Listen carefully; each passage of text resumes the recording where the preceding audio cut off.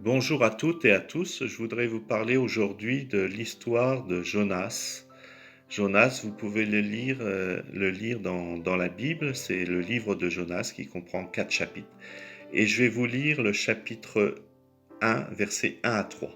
La parole de l'Éternel fut adressée à Jonas, fils d'Amittai, en ces mots. Lève-toi, va à Ninive, la grande ville, et crie contre elle, car sa méchanceté est montée jusqu'à moi. Alors Jonas se leva pour s'enfuir à Tarsis, loin de la face de l'Éternel. Il descendit à Jaffa et trouva un navire qui allait à Tarsis. Il paya le prix du transport et s'embarqua avec les gens pour aller à Tarsis, loin de la face de l'Éternel. Jonas entend le message de Dieu et il fuit complètement à l'opposé. Et si vous connaissez l'histoire ou si vous la lisez dans ce livre, il va vers l'Espagne en bateau. Et on sait que la tempête arrive sur le bateau, puisqu'il se cache au fond de la cale. L'équipage le cherche et le jette finalement à la mer parce qu'il entend son histoire, que c'est à cause de lui que la tempête arrive. Et aussitôt qu'il est jeté à la mer, la tempête s'arrête aussitôt. Et Dieu envoie un gros poisson avaler Jonas pour le sauver de la noyade. Et Jonas reste 3 jours et 3 nuits dans les entrailles du poisson. Finalement, il se repent et le poisson vomit Jonas sur la terre ferme parce que Dieu lui ordonne de le rejeter sur la terre ferme. Chapitre 3, versets 1 à 3, Dieu redonne le message à Jonas.